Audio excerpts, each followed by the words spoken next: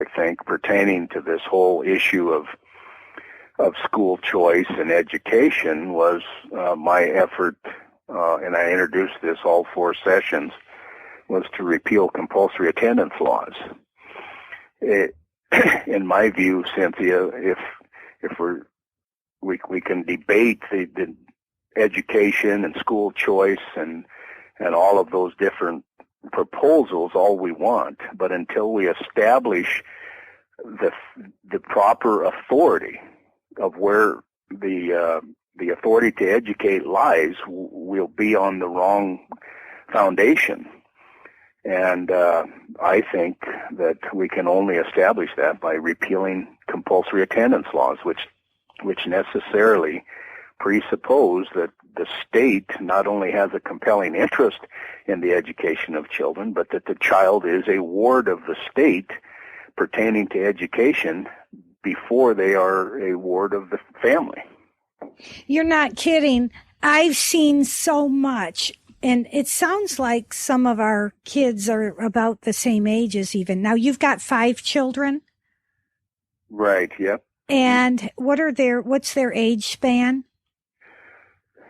From 30 to 38 right now, I believe, somewhere in there. Okay. And my oldest one is 33 and my youngest one is 11.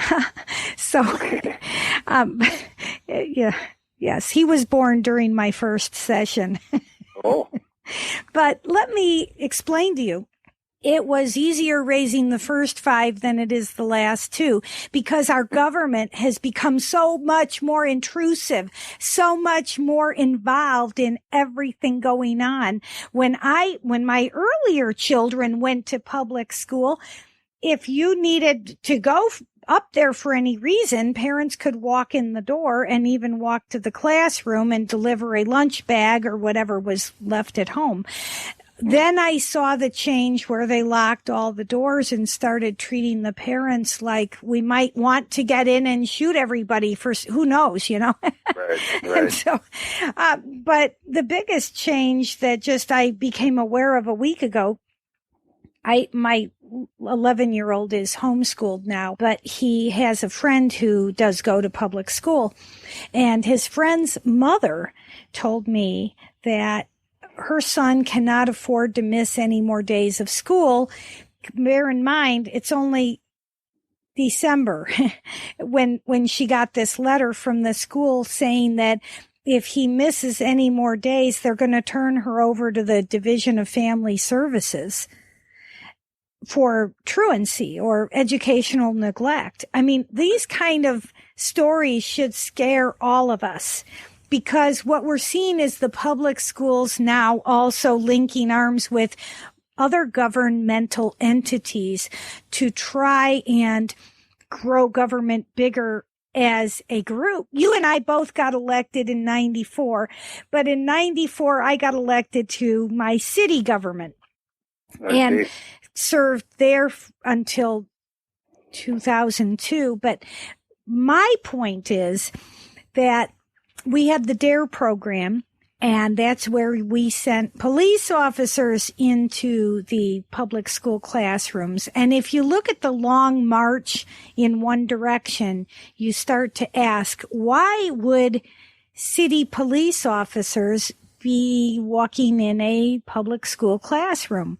Well, the answer is the DARE program is a grant. It's funded by the federal government, and it's designed to get the police officers in the public school classrooms. And then they do it for noble reasons. They're trying to teach children not to use drugs or alcohol. But nevertheless, the outcome is the same. You now are seeing schools who will call the police if they have a behavior problem that they can't deal with. That used to never happen. So I'm proud of you for standing firm on the compulsory education question. You never know where it's going to end, but what's happened is in Missouri, while I was in the Republican-dominated legislature, the Republicans are responsible for everything that happens. And so they expanded the compulsory age of education. It used to be up until a child was 16 and they made it 17. And while some people might think no big deal, it's the ever encroaching slide. Government gets bigger incrementally. It never happens all at once. What it means to the parents is another year of record keeping. So we're giving government authority to interfere with our lives. Let me ask you, what have you done since you left the legislature? Have you ever had a desire to run for office again? Cynthia, and I guess to answer your question directly, it's not that I don't have a desire. I would certainly be willing to do that. My concern is that I'm not so sure that we have a population, a citizenry, that understands the principles of self-government adequately enough to qualify to govern themselves in the first place. We've got to relearn the principles of self-government at the family level, at the individual level, and in our churches. I guess I'm becoming more and more convinced that we could get all the right people elected in high office, but it wouldn't do a bit of good. They probably wouldn't be there very long, and that's why most of the good people get beat, because if they don't win elections, because the majority of the voters don't want to be free. They've embraced this false notion of security in government.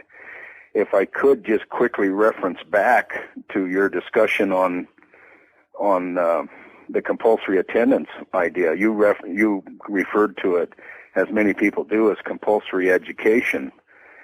Cynthia, that's not what it is. It's compulsory attendance. There's no such thing as compulsory education laws, because the states do not define education.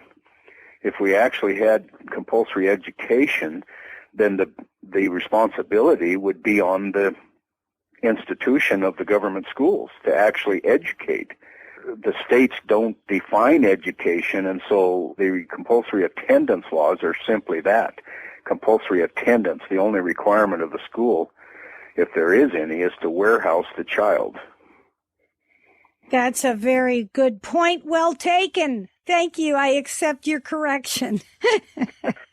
Well, it was a frustration for me, and I wanted to point it out simply because I think it's a representative of how we so often assume that government is responsible for some function or some activity, but in fact they assume authority without any responsibility to go with it. As we frequently learned in the legislature, that it's all about your choice of vocabulary. I remember when we were doing Medicaid cuts, and they said, don't call it Medicaid cuts, call it Medicaid reforms.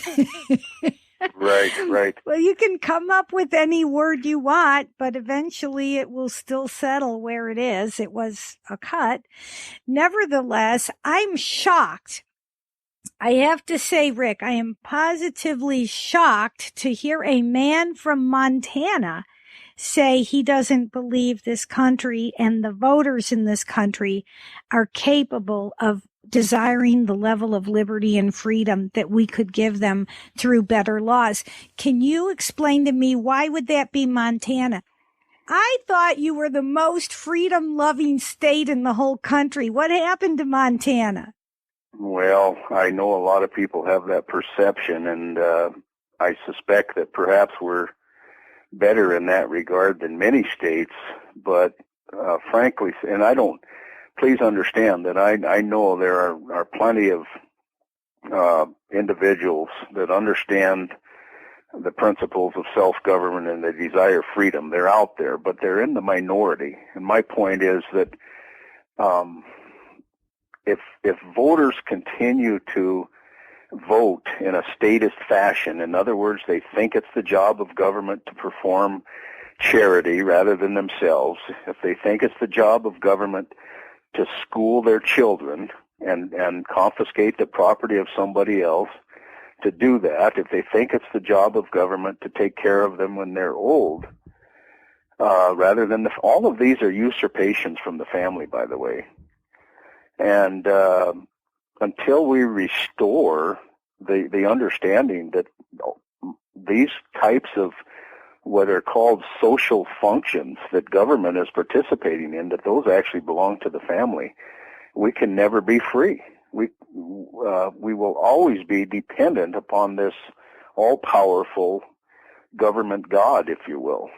And we cannot restore the proper role of government. What you're saying is we cannot restore the proper role of government until we restore the family. And as long as our families are in tatters, you're going to see an ever-increasing desire to increase government, to make up for what's not happening in the family. Right. Absolutely. I've often referenced that as a catch-22 situation. The statist will argue, well, the family isn't doing it. And I will say, well, the family's not doing it because you've got them in such economic bondage, which is part of the problem. The fundamental problem, of course, is that as a society, including within our churches, in my view, too often, we are in rebellion against God and the order that God ordained for the family. And what I mean by the economic bondage is we have mothers, for example, very few anymore, in single-income households that through our tax system and our social programs are being forced to subsidize mothers that work out of the home.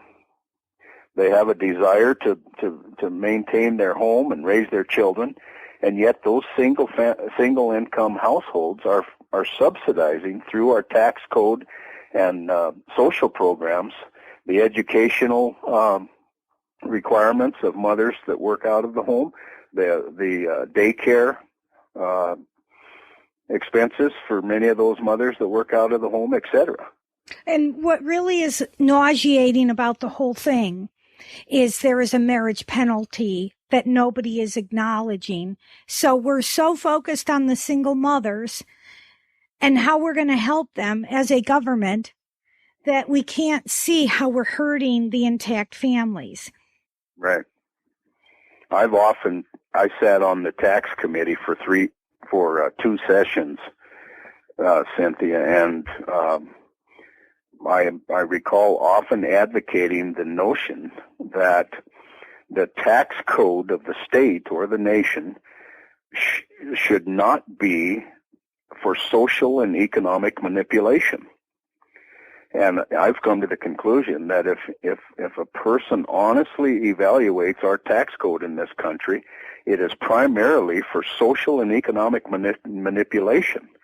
And funding of proper constitutional functions of government is secondary. And those very things are right in our tax code. We can argue about tax credits or progressive taxation, but that